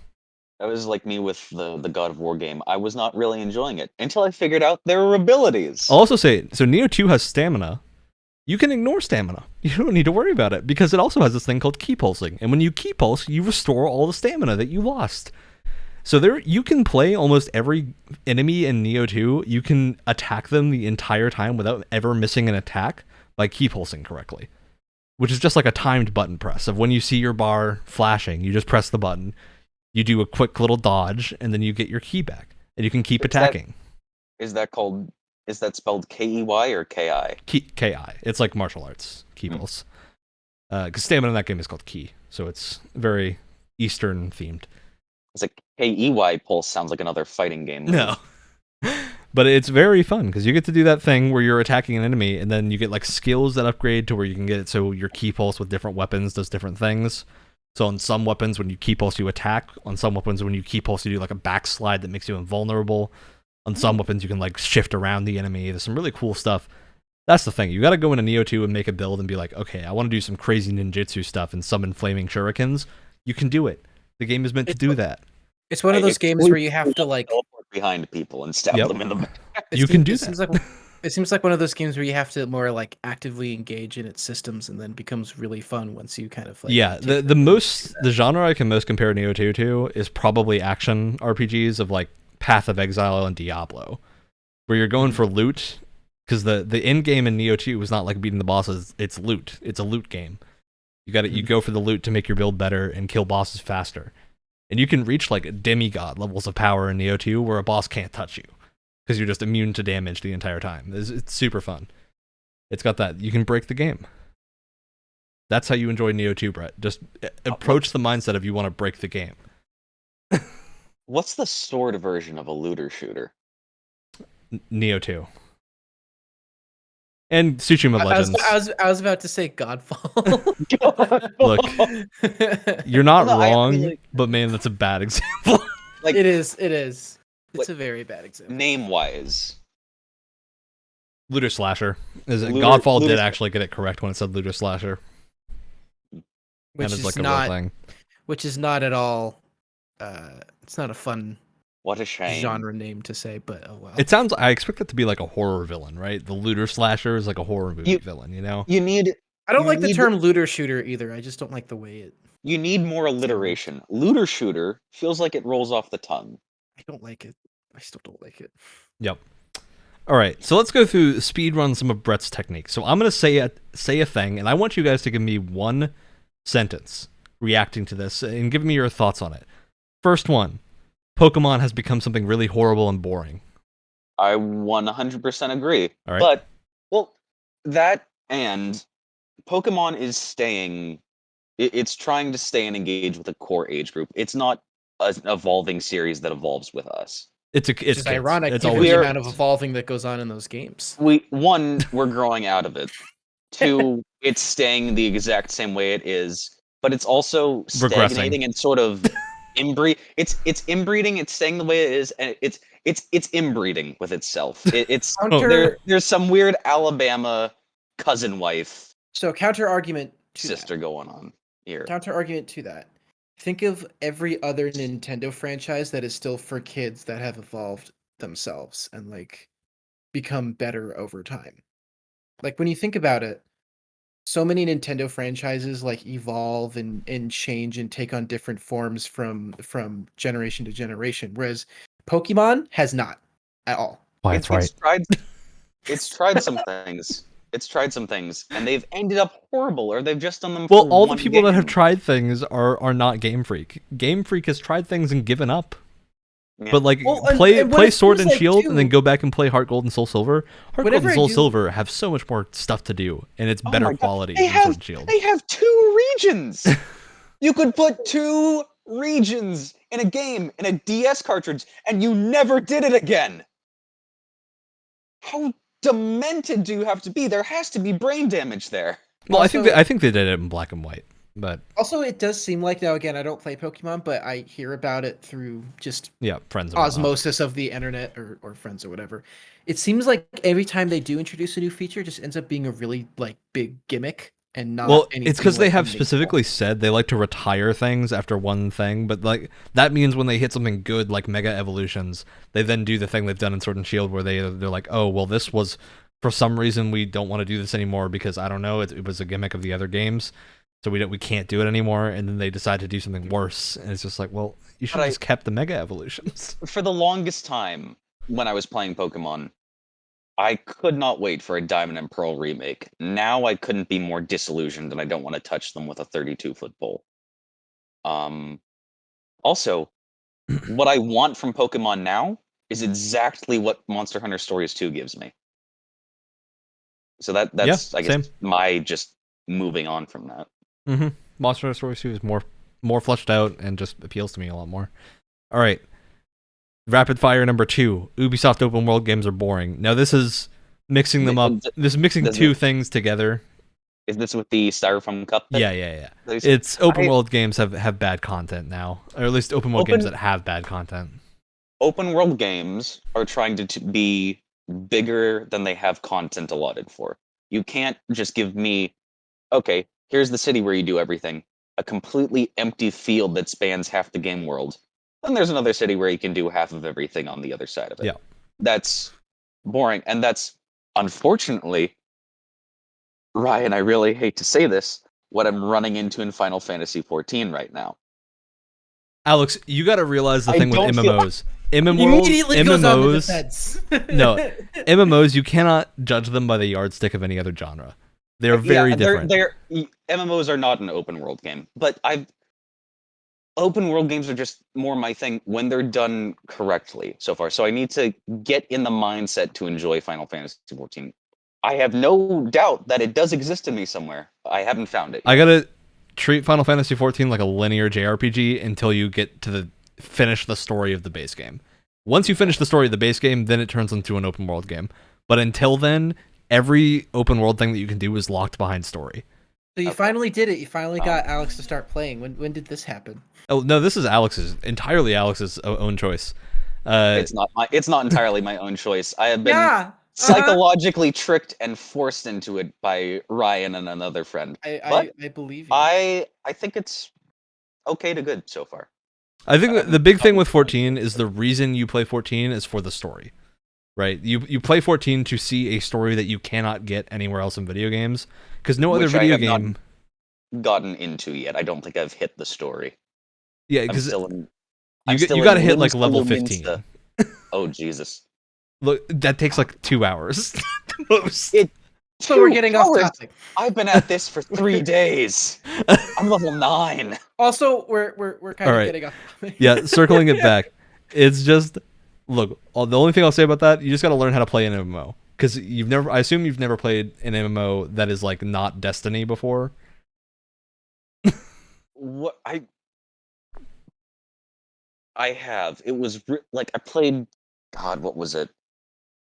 I played a little bit of the original RuneScape. Couldn't really get into that.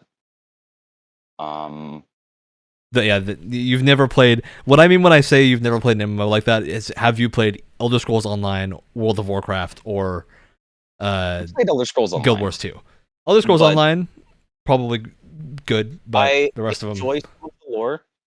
When I got into it, the story was awfully implemented. Exactly. So Final Fantasy XIV is the opposite of that. The story is well implemented. You just got to get to it, because you got to realize there's like 10 years of content there, and the first like year of that is it gets good, but they also created that under intense time pressure with the game exploding and Square Enix like not having money. So there's some weird bits. But with Brett's mention of the Styrofoam Cup bit, that have like less what was it? Less content? Less like I think what Brett means by this is the games that have so much stuff to do in the open world, but none of it is good. Like the Ubisoft open world approach to what they did with like Valhalla, where there's just so much bloat and so much meaningless trite in that game. Empty fields or repetitive quests that just have a vaguely different skin on them. Ocean as deep as a puddle kind of thing. Yeah. And I'm gonna reference this. There's games like how Skyrim handles its open world. Now, this could be a little fogged because of how many mods I have in the game. Yeah. But there's the way that Skyrim handles it, the way that Fallout 76, Jesus Christ. Fallout 4. No, not one of the Fallout games. The way that Cyberpunk handles its open world, except for some areas. A couple more games that I don't have on the tip of my tongue, but it's what is it? It's like the 20 or the 40-second rule, where if you're just traversing the open world, you're not like beelining it to a quest-specific place or something like that. You're not on your way to an objective. There is going to be something that tries to engage the player every 40 seconds. Dude, that to me is just exhausting. I've hit the point where that is exhausting. I can't do it anymore. Which is just I think that's what I've realized when playing Tsushima. So much of like the problems I have with Assassin's Creed Valhalla could be fixed just by changing the menus and the icons and like disabling most of the map. And now I know you can. No, wait. Let me finish. I know there is an option called Explorer mode that you can turn off that does that, but the game is not designed around it. So then you miss out on armor and all the stuff that you need because that enables different playstyles, or else you just have to play the game in the same way that you're always going to play it because you can't find the armor pieces and you can't find the things. Like you got to play with that stuff enabled. I wasn't even going to say that. Isn't there like an options thing where you can turn off different like markers if you... Yeah, but that's what I'm saying. So there is that option, but it makes the game worse because Valhalla is designed around really needing you to go seek out those armors and whatnot, or else you're not going to be able to change your build. You're not going to be able to really do fun things. You won't have cool weapons. It's the kind of thing where like you don't get the random loot, which might be a good thing in some areas, but at the same time it means that like if you don't have those markers on to lead you to where to find the gold, the items that you need, and the weapons and armor, you're not going to have that fun content to do. Whereas something like Tsushima is designed to have that subtle wind direction to still push you to those items without it needing to be like, okay, I need to open the map, call the Raven in, look around this area, place a marker, go to that marker. It's a kind of thing where like one of my favorite game quotes, I think it was Soren Johnson who said this, is given the opportunity, players will optimize the fun out of a game. 100% true. Yep. I personally do that. If a game gives me the option to optimize it that kind of way, I'll optimize the fun out of it because like that's what happens. Yeah, and Ubisoft games have hit that point. You know what I need to do now that I've finished God of War and Spider-Man Miles Morales? I need to get back and try to muscle my way through Assassin's Creed Odyssey. You don't have to. Yeah, you really don't. The story is pretty fun and some side stuff's cool, but like that game is not. Well, the story is fun for a little while. Yeah, the start of the story is fun. Then it gets bad. The rest of it. I like hunting the like Illuminati-esque people. I wanted to bring that up because the two things I wanted to say on this is because I feel like I probably play the most amount of like Ubisoft style open world. Well, not just, but like that open world games of that ilk. You know what I mean? I feel like I play the most out of anyone here, and I'm not bragging because it's not necessarily something to brag about. I don't know. I get lost in those games sometimes. Like the one thing is, I feel like with I play them. I enjoy them, and I get I just start playing them for.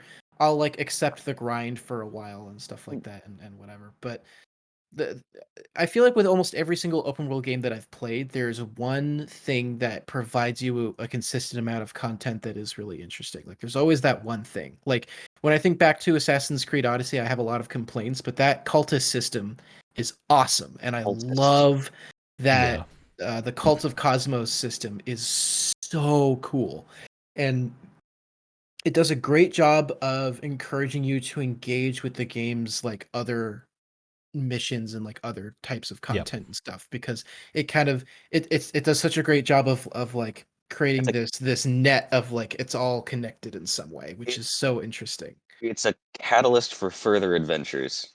Yeah, exactly. And it almost, even if you're not like, I don't want to focus on this right now, you're still making progress because they try and tie it into everything.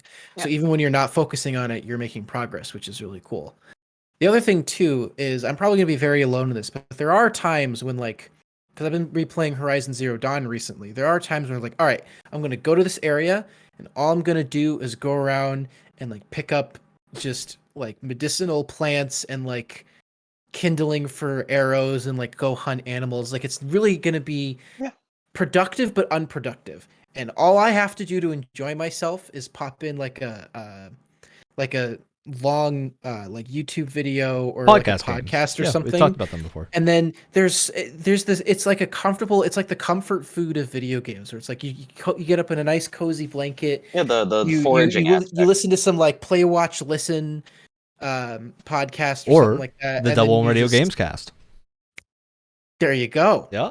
There you go. I wasn't going to be as horribly self-promoting as that, but hey, we're here now. Be shameless, Wyatt. But there are times when it's like I enjoy doing that because I can kind of just like zone out for a minute and do that. And then when I get to a mission where I am making progress, it's like you can feel the effects of the amount of grinding you did. Where like I feel so prepared for this. And I mean, I think think satisfying when you do that. For me, and I would also bet that you probably feel the same way, both of you, is that so Wyatt, imagine you're playing Ghost of Tsushima and ignoring the bugs that you've experienced, the horrible bugs that somehow you keep attracting to yourself. I replayed the whole game recently and I have so much more. I don't know how you do this to yourself. So much more. Because it's not your fault, but somehow I like to believe it is. So what I think is I just imagine, okay, I went back and I played like an hour of Ghost of Tsushima the other day, and then I played an hour of Assassin's Creed Valhalla. And to me, like the difference in those games was that after playing Tsushima, I was just like, I was relaxed. I wanted to play more of that game. I was like, all right, I had a great time. I felt like I accomplished some stuff. I raided some bases. Then I opened Valhalla, and I can do the exact same list of things, right? I can go raid a base. I can go find some cool stuff to upgrade my things. And at the end of it, I just feel exhausted. I'm like, I don't want to keep doing this. And I think to me, the difference, I think the thing that really makes this difference is just the fact that Tsushima is not constantly pushing me to do those things. I'm not getting like pop-ups that are saying I need to do this. It's there if I want to engage with it. And it's the fact that Tsushima, in its design of the open world, limits you to areas not by like numbers and levels of enemies, but by the geography and like the layout of the map. It's not where Valhalla, I suddenly cross a border into a different territory, don't realize it, and then get one shot. I'm just like, well, and like as much as people might rag on Bethesda's open world games, I think that's a thing Bethesda figured out really early on is important to do because of the level scaling systems in Fallout and Skyrim. The rest of the Elder Scrolls games are really, really well made in that like they create that sense of you can always explore, and you'll, as you get more experience, encounter more unique things and more dangerous enemies naturally. You don't have to worry about like exploring into an area unless it's like a specific cave or something that's really dangerous, but you're not going to like suddenly enter a region of the map and then get one shot by a random enemy. It's this like dinky little bandit camp that I've cleared 1,000 times, and then you just get one shot out of nowhere. It's just the kind of thing where I'm like, remove the barriers to me exploring and enjoying this open world. And like you can still have the barriers. Tsushima has barriers of like the story progression limits you to certain areas. And in turn, that limits you to needing certain upgrades to get to certain places.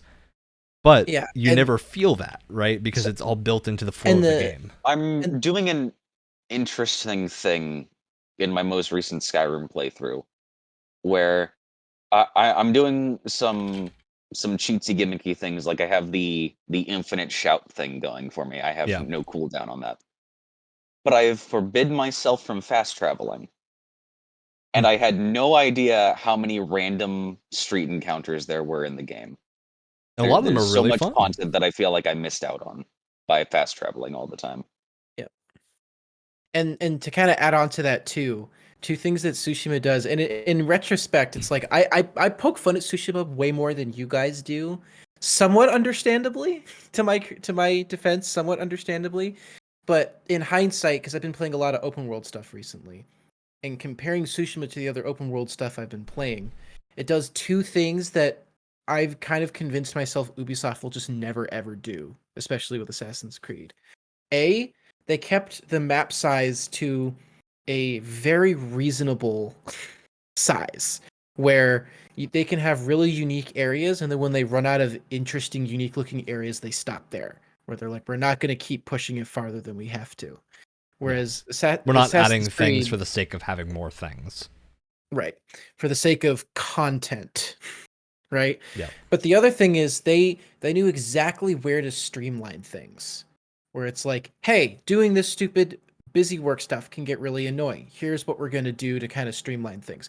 We're going to have comparatively a lot less side content, but all of those pieces of like side content are far more meaningful. So like, and they have a very tangible, every time you do just one on the map has a very tangible, understandable increase in your character in some way. It's like, okay, if we do bamboo shoots, it's gonna increase your resolve by 1. Boom. It has a clear, like, it has a clear upgrade path for you, right? If you do if you do any of the shrines, you're gonna get really cool charms that can potentially completely change the way you build certain armor sets. Boom. Has a very clear, understandable like benefit to doing them. Whereas there's very few moments where you have to do something 5 or 6 times to like feel any kind of like improvement. Yeah. Whereas in Assassin's Creed, everything takes forever. Everything is the Mongol. Everything is the Mongol armor. Everything is the Gosaku armor, where it takes forever to do. Well, because the thing is with like that Gosaku armor and stuff is, I actually think those work the best if you don't even pick up the quests and you just accidentally do them. Yeah. Well, and the other thing, the reason they feel so meaningful is because there's very few moments of like, I really have to spend time to work towards this. Right. And so as a result, you're not doing it as often. You don't get tired, and you have this very tangible, like awesome full armor set reward. And that makes those like 2 instances very cool. If they don't make you do that like 30 times, you do it twice. And yeah, they the both difference are very is cool. in Ubisoft open world games, everything is designed as Gosaku armor or the Mongolian armor. And every armor set has like every different individual piece has to be upgraded individually, and then within those upgrades there are different tiers of upgrades, and it's just like And the thing is, I said streamlining before. A lot of people will complain that like, oh, Ubisoft games are streamlined to the point where a lot of like there's a lot of fun that's removed from them. I would agree, but it's they're streamlining in ways that aren't like that aren't fun. That aren't. It's like they're streamlining all of the wrong things, right? Whereas I feel like Tsushima knew exactly what to like. Okay, like this is dumb. We don't need to have this. Like one thing I really miss going back to play Horizon, and you're gonna miss too, is that if you want to collect things, if you're playing Horizon and you're on a horse or whatever, a steed, you have to get off your horse to go pick up the stupid health plant. You have to get all the way off your horse and run over to it. You can't just walk by and pick it up. It's that so was annoying. Such a good quality of life thing. Yeah, that's what I'm saying. They streamlined in all of the right quality of life ways to keep you playing. It plays super well. It's in the same vein of like Spider-Man, where it's so nice and easy to just pick up and start playing, and you never want to put it down. Except for some terrain hitboxes when you slide over rocks or fall off a cliff you weren't walking anywhere near. Unless you're me. Yeah, unless you have Wyatt's ancient curse. Wyatt, to be... not to be perfectly fair, to empathize with you a little bit, I had the exact same terrain problems when I was playing Horizon. Yeah. And I hated it until I tried to find a way just to gamify it to like it. Yeah. All right. So, Brett's big boy Now, there's still a couple left on this, but I think most of them are things that would probably be better discussions with Brett here. The biggest one is Breath of the Wild. So Brett has actually talked about this before, where he doesn't like Breath of the Wild. And now, I want to take a stab. I'm not going to answer this Breath of the Wild thing, because I think this is more fun if Brett's here to talk about it for that specific one, because Breath of the Wild is like such a big game that had so much of an influence on the gaming genre. I think a lot of Brett's opinions here of specific games boil down to me as old man yelling at cloud. And I think, Brett, I love you, but I think especially this in your roguelike. So Brett also says he's tired of roguelikes, and that there are a lot of indie games that are roguelikes, and he doesn't want to play a game where there's only like 3 hours of story that you have to redo over and over. I'm just like, Brett, the reason these roguelikes exist is because indie developers do not have the money or the time to make their cool mechanical. They've created these fun gameplay mechanics that are really have a lot of hours of content behind them. They just don't have the time to make like a massive story with tons of levels to outfit that, so they need to do procedural generation, and that lends itself to roguelike. And some roguelikes are the best games I think we've played recently. We're like Hades, still one of the top few games I've played recently. There's a game called Tainted Grail, which is a like Arthurian roguelike where you're deck building and you're using cards to kill monsters, and it bends the whole concept of it being a roguelike into the game, and it's very fun. Of like the story addresses that you're like dying and restarting, and it's very cool. There are ways around it. Forget about Risk of Rain 2 anytime soon as well. Yeah, it's like. Go ahead, Alex. Oh, my favorite picks for that are Noida and Dead Cells. Well, I'm just like, Brett, if you don't like roguelikes, you don't like roguelikes. I'm sorry. Maybe the genre is just not for you, and I'm sorry because you're missing some great games, bud. But don't yell at them for existing. Don't hurt my genre. I love roguelikes, Brett. Don't take them away from me. Genre. Look. And then I think that's basically the same thing for Breath of the Wild. I do agree with Brett on a lot of points for Breath of the Wild. I don't think that game deserves as much credit as it sometimes gets, but at the same time, Breath of the Wild did like pretty much revolutionize a lot of open world ideas. Like I don't think we would have Tsushima if we didn't have Breath of the Wild. As weird as that sounds, like we wouldn't get the best Ubisoft open world game that we've gotten in years. If wasn't. Immortals is fantastic, and it's probably the best Ubisoft open world game we've gotten in a long time. I was trying to replay Breath of the Wild a few months ago, and I ran into the problem where it does feel just like being out in an empty field for So that is my biggest problem with that game. And it's not segmented by, okay, there could be an interesting Radiant quest here, a Radiant quest here. The only thing that separates those long stretches of almost nothingness are, oh, you found a Korok. I mean, I think Breath of the Wild is a very zen game, and I don't think it needed to do more than it did. But the big like fixes that I would want for Breath of the Wild 2 are things that it almost looks like they're doing just from the trailers of like, the environment is now more segmented, so you can probably have more things in each area of that like flying environment. You can probably have like every island is going to have something, right? So that's exciting. It's stuff like these mechanics that interact with the open world are always the sticking point with Breath of the Wild. These incredible variations of physics and mechanics, and that's what really sticks. And I think what Brett is probably complaining the most about here is that we're missing a lot of that narrative and dungeon design punch that came out of the older Zelda games, which I definitely agree with. I miss those a lot. At the same time, I think Brett is being very pessimistic here when he's like, I don't think Zelda's going to be a game that I want to play going in the future. I think he's being very pessimistic. Well, do you think that all future Zelda games are going to follow the Breath of the Wild-esque style, or do you think we know that whatever sequel's coming out is very much in a similar vein, but after Breath of the Wild 2, like, is there going to be something akin to? We don't know, but I would say with knowledge taken from Breath of the Wild. Exactly, that's what I would assume is going to happen. Because like, I think Nintendo is one of the few, especially Nintendo's in-house development teams, are one of the few teams in games that has kind of earned a little bit of good faith for most games, maybe aside from the Mario sports games. But like, when a new Smash is coming out, not for their marketing or monetary stuff. When a new Smash is coming out, when a new like Mario Rabbids is happening, like stuff like that, I'm like, I'm looking forward to the new ideas that are going to be shown here, because they're not going to make the same thing again. And I think that's very important with like Nintendo's teams, is they never do the same thing twice, where like every Mario game plays differently. Well, that's right? what I was saying before. Is Even that every Paper Mario game. Exactly. That's kind of what I was saying before. It feels like every single, with the exception of Pokemon, every single Nintendo property like reinvents itself every generation. And they also they don't forget the lessons of the past games of like, okay, these are fun things. And like Breath of the Wild, you can say it didn't have great dungeons, but like the Divine Beasts are really cool the first time you do them with the cool puzzle box mechanics. It's the same. There's so few of them though. The thing that really hit me was just that they look so similar. Just give me some different tile sets is what I really wanted. I don't want to always do that ancient Sheikah theme. It was clear that like dungeons were not the focus this time around. I'm fine with that. And to kind of comment and to kind of comment on the like open-ended spaces too. I never minded them that much. Like, because a lot of the game was exploration, right? Like that was the big. It's like what are we gonna do to push you to keep exploring and have that feeling of like exploring this open world.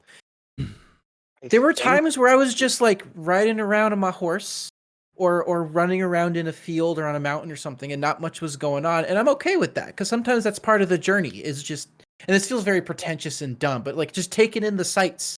And the awesome little like piano riff that's going on in the background, and I was okay with the downtime sometimes because it was such a pretty world to just walk around in. Yeah, it's good to have downtime, but when you run into it when you don't need it, that can be detrimental. It's like Breath of the Wild can be hard to find something to do. I think is the one legitimate complaint I can have of that game. Almost takes the mantra of less guidance is more.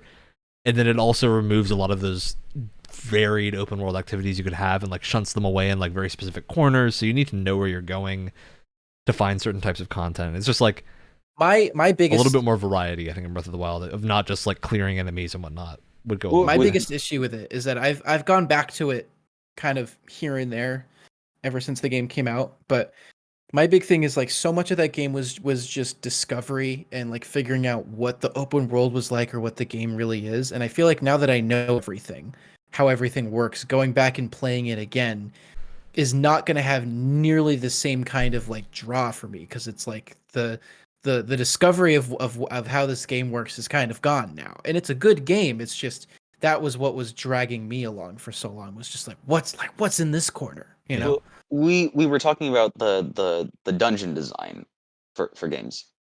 I don't want to get my hopes up, but we were talking about the new aerial version. I feel like they could transplant some of the good old-fashioned Zelda dungeon design into the aerial. That's what I think will be very telling of where Zelda's going to go in the future, is if they bring back the dungeon design that people are clamoring for. Then I think we know that Zelda games are going to be going strong for a long time to come, because like that means we're getting the best of both worlds. We're getting the openness of Breath of the Wild with the intricate like toy box puzzles of Zelda from the past, which I think would be great. So that's what I'm hoping. I'm sure that's what Alex, it sounds like you're hoping for that too. So also, if you run out of things to do, it's this amazing physics-based like sandbox. There are some insane things that I've seen people do, like launching yourself across the map on a rock. Dude, I learned how to do that. It's so fun. It's so much fun. Like, because I almost disagree with like it's hard to find something to do in the traditional like let's play the game. I mean in the sense of like a Ubisoft game. I'm not saying it's a problem with the game. I'm saying it is a design difference of like, because like if you lose something to do, if you that was a weird sentence. If you can't find something to do with like the regular content of like, you know, side quests, missions, whatever, just mess around with the physics. Like just do some weird stuff and you'll probably find something really cool that you wouldn't have otherwise. Making the fish hot air balloon. Exactly. Yeah. It's like it's almost better if you do get bored in the game, because that's where a lot of people have found the most insane, like cool things with the game. It's just you get really bored and you start tinkering with stuff and you find some like I didn't know this, but I got really bored. I threw a rusty sword at an Octorok, and if they suck up a rusty sword and then, you know, poop it back out, it comes out as like a nice clean sword. I didn't know that. The game doesn't tell you that. So when you start messing around and doing random crap, you get rewarded for it. Yep. It's great. I do think the one like very legitimate complaint I think people can have with Breath of the Wild, that a lot of people share with Breath of the Wild, is the changes to how like items work and how weapons are breakable and whatnot. And I think it's just they didn't nail the balance on the first time would be my main point, because I don't mind breakable weapons. What I mind is breakable weapons where I can't kill a single enemy before the weapon breaks. You look at it funny and it breaks. Everything it feels like it has the durability of a stick. I can't it feels like I'm using paper mache weaponry. Hyrule has the worst blacksmiths of any fantasy world I have ever seen. Yeah, because I think that is a scenario where like just give every weapon, or maybe have the weapons that break, but you can keep them in your inventory to repair them at some point. Because it causes that video game potion syndrome of I get this cool weapon, I never want to use it because it's going to break after I kill one enemy with it. And I'm like, why? At that point, it's not doing anything for me because I could have killed that enemy with like another sword, and it's not. I distinctly remember I was in a really long play session, and I was up in, I forget what it's like, the mountain range where it's like completely snowy and like dark, and you can't see crap the entire time. And it was this awesome like. People? And there's this, it's in that region, and it was awesome because I was like, I'm foraging in the snow. It's like freezing cold. I'm battling the elements, and like, there's gonna be some really cool thing at the end. Like, it was this really cool like Odyssey going into this mountain range. And then I get there, and it's a sword that I've seen like 10 times. That's like a decent sword, but it's gonna break as soon as I pick it up. Like, there's no unique armor or weapons really. Other than like the Master Sword and the Hylian Shield. Yeah. Yeah, or if there are, they break still, which is still kind of takes the fun away. The Hylian Shield breaks. That's why I'm just like why does the shield break? Just let me use the shield. Even just give me a shield surfing shield. Even the Master Sword kind of breaks. Yeah. It has to recharge. What, a sword has to recharge? What are you talking about? It loses durability if you use it against the wrong enemy. I do think it is fun that the Master Sword has the trials where you can make it unbreakable. That is one of my favorite things. Oh, is that in DLC? Yeah, it was the Master Trials DLC, which is really cool. It's a cool idea in concept, but those trials can...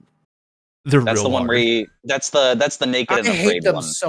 I hate them so much. Oh, like that's so frustrating. That's the one with where you carry around a giant menorah,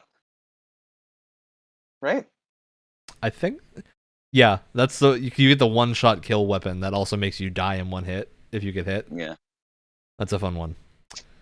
But yeah, I think we've hit our quota for things that Brett hates. We were almost pushing past our time.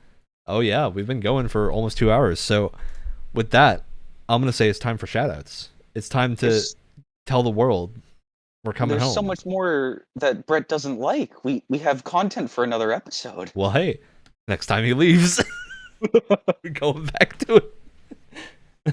All right, Alex, what's your shout out? You were talking first. Oh boy, my shout out is me being very bad at Google Sheets and then just resorting to this this very nice notebook until I can put things into an Excel format. All right. Wyatt, you got something good for shoutouts? I hope you do. Yeah. I mean, shout out to Horizon Zero Dawn, because you can literally rip a machine gun off of a giant robot dinosaur and then shoot it with the machine gun. Hell yeah. I mean, it doesn't get much better than that. it just doesn't. It's amazing. Well, wait, have you finished the first? Have you finished the storyline yet? Oh, I've played it before. I'm doing a replay right now. Yeah. God, some of those really long zipline segments are fun to watch. Oh yeah. All right. Final shout out. I got to give a special shout out to a little game that came out very recently called Pathfinder: Wrath of the Righteous. This is one of those adaptations of, it's a CRPG that's an adaptation of Pathfinder rules. This game has 25 base classes. 25 different classes that you can play, and all of them work. All of them are viable. That sounds like Pathfinder. Now, Wyatt, wait. There are 25 base classes. Every one of them has 5 to 6 subclasses. Yep, that sounds like Pathfinder. Can you also make your own class? You can't make your own class because it's Pathfinder rules, but you can multi-class as many as you want. There are prestige classes. Oh boy. There are like... Pathfinder gets so complicated. I am It's amazed pretty that hard this to game find the functions. paths. Look, but this game gets even crazier, okay, Alex? It gets mythic paths, which you get to choose, which is on top of your classes. You get to pick an additional, like, deity type thing that you want your character to become, which makes them incredibly powerful in specific ways. You can be like an angel, a demon. You can turn into a dragon. You get these permanent boosts. You can turn into a, like, time-traveling judge. It's incredible. What if I just want to be a baker? You can be a baker if you want to, I'm sure. There's a craftsman background. Maybe you can bake bread. You can cook meals when you're camping. It's a thing you can do. It's incredible. This game is wild. It's one of those games where I look at it, I don't understand how this much content in the game. I don't get it. I don't know how the developers made it, especially considering 90-hour work weeks. Well, I think what happened is this is the sequel to Pathfinder Kingmaker, and Kingmaker already had most of the Pathfinder rule set working, so it was just kind of a case of adding new content. Copy paste new and classes. add some little zhuzh and pizzazz. But this game is like so much better than Kingmaker already that I'm kind of impressed. Scratch that, very impressed. It's extremely good. It's a CRPG that's very, very fun and lots of customization. I'm playing a dude that runs around and I can mount a horse and my horse charges people and I can kill them with a giant greatsword on top of the horse. But my greatsword's also a talking weapon that it's a companion that I can open and have conversations with, but he doesn't believe he's a weapon. He thinks he's a normal person that I'm swinging around. It's incredible. Oh, that's fun. Look, and this is also a game that's like super designed for replayability, and I've played like 10 hours of this, and I am not even through the first act of I think like 5 or 6. So it's crazy. Very good game. All right. Awesome. Also, of course, shout out to Brett for giving us an itemized list of everything he hates, exactly like I asked him to. So MVP move right there. With that, we will see you guys next week, Tuesday morning, 7 a.m. Eastern, on the podcast platform of your choice and YouTube. See you next week. Bye-bye.